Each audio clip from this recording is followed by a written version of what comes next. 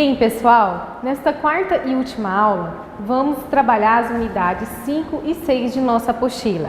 Analisaremos o crédito tributário, que se materializa num procedimento administrativo, denominado lançamento. Vamos estudar as hipóteses de suspensão e extinção do crédito tributário e também a execução fiscal, que é a providência que o Estado realiza quando os contribuintes não pagam os impostos.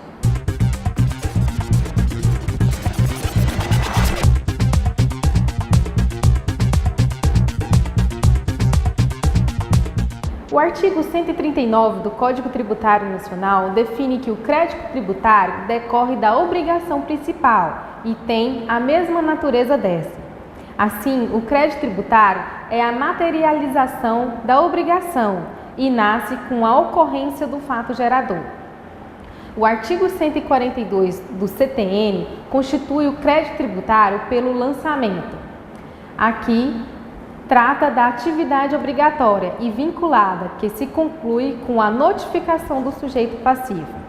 A alterabilidade do lançamento se dá nos casos de vício, conforme previsto no artigo 145 do Código Tributário Nacional. Os artigos 147 a 160 do CTN estabelecem as modalidades de lançamento. São elas: o lançamento direto ou de ofício. Aqui, o fisco age por conta própria. A exemplo, podemos citar o IPTU, o qual o município já sabe o valor do imóvel. O lançamento misto, ou por declaração. Neste caso, o contribuinte tem a obrigação de prestar as informações ao fisco, o qual, posteriormente, efetuará o lançamento. A exemplo, temos o IR. O autolançamento, ou lançamento por homologação.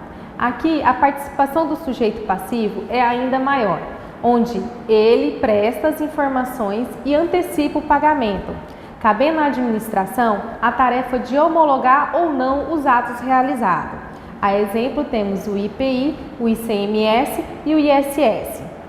Assim, todas as providências necessárias à constituição do crédito tributário ficam a cargo do sujeito passivo.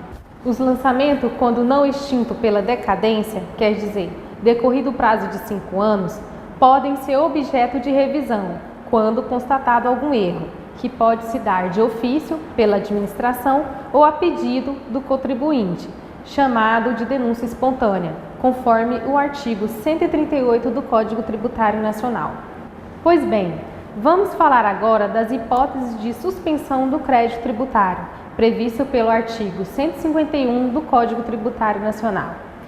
Diz respeito apenas à obrigação principal, que é o pagamento do tributo, ou da penalidade pecuniária, não exonerando o cumprimento das obrigações acessórias.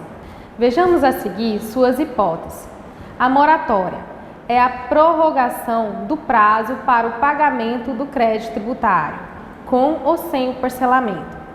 Os artigos 152 a 155 do Código Tributário Nacional estabelecem a moratória minuciosamente. Pode ser concedida em caráter geral, exemplo, para minimizar as situações decorrentes de calamidade pública, ficando restrita à região atingida, ou individual, através de um despacho da autoridade competente, como nos casos do parcelamento. Depósito do montante integral do crédito. Nesta hipótese, o sujeito passivo deposita o valor integral do crédito para discutir administrativamente ou judicialmente o crédito. O depósito não é um pagamento, é a garantia ao credor da correção monetária. Assim, julgada procedente a ação, o depósito deve ser devolvido ao contribuinte e, se improcedente, com o trânsito em julgado, ou seja, finalizados os recursos, é convertido em renda ao ente da federação. As reclamações e recursos administrativos devem ser feitas nos termos e prazos do procedimento administrativo tributário. Assim, a impugnação, defesa ou recurso administrativo contra o lançamento constitutivo do crédito também suspendem a sua exigibilidade. A concessão de liminar em mandato de segurança refere-se a uma garantia prevista na Constituição Federal, onde todos têm o direito de ir e vir. É quando o contribuinte considera indevido a cobrança do tributo. Assim, tem um prazo de 120 dias a contar da ciência para impetrar com o mandato de segurança. Tratemos agora das hipóteses de extinção, que é o desaparecimento do crédito tributário, previsto no artigo 156 do Código Tributário Nacional. As particularidades de cada forma de extinção são o pagamento, que é a forma mais comum de extinção, o qual satisfaz o direito creditório. O pagamento deve obedecer às prescrições estabelecidas no artigo 157 a 164 do Código Tributário Nacional. A compensação é o encontro de dívidas de conta quando o contribuinte é ao mesmo tempo credor e devedor da fazenda. Só poderá ser efetuada entre os tributos e contribuições da mesma espécie. Segundo o Código Civil, a compensação somente é autorizada para créditos vincendos, mas o Código Tributário Nacional há a possibilidade de que o benefício se dá em relação aos créditos vincendos. A transação sempre dependerá de previsão legal e só pode ser possível depois de evidenciado o litígio. Tem por objetivo o acordo de ambas as partes. A remissão ou perdão é o caso onde a Fazenda Pública dispensa o pagamento do crédito tributário, conforme previsto no artigo 172 do Código Tributário Nacional. A prescrição e a decadência se diferencia pelo marco do lançamento. Assim, a decadência é a perda do direito por não ter sido exercitado dentro do prazo. A Fazenda tem um prazo de até 5 anos para cobrar judicialmente e propor a execução do crédito tributário. Já a prescrição é a perda do direito à ação pelo recurso do tempo. Nesse sentido, a prescrição interrompe a possibilidade de se exigir judicialmente um direito e a decadência extingue o próprio direito. A conversão do depósito em renda. Quando desfavorável à decisão definitiva referente à cobrança judicialmente, ocorre a conversão.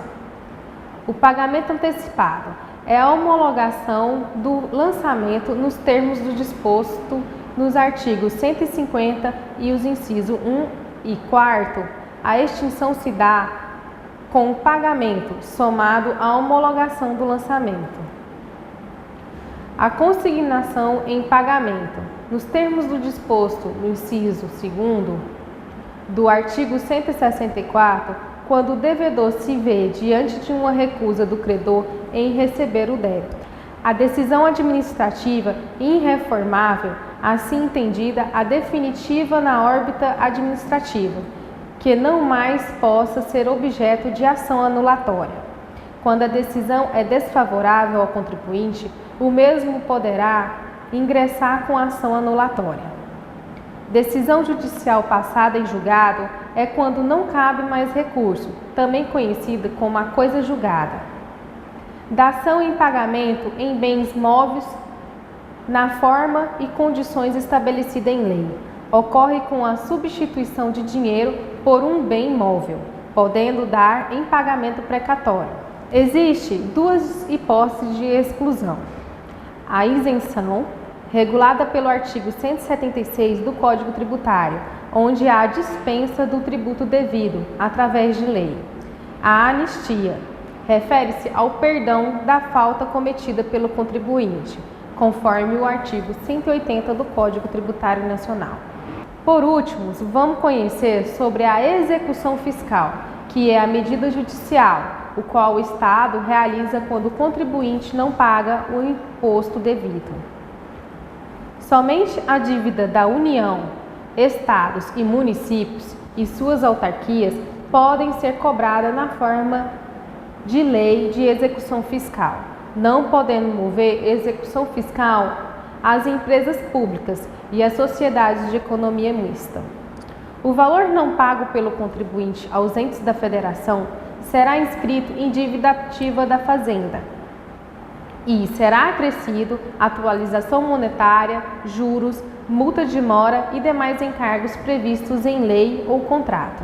De acordo com a Portaria número 49 de 2004, autoriza a não inscrição como dívida ativa da União de débitos igual ou inferior a R$1.000 e não ajuizamento das execuções fiscais de débitos igual ou inferior a R$10.000. A inscrição será pelo órgão competente, o qual suspenderá a prescrição, aquela de 5 anos.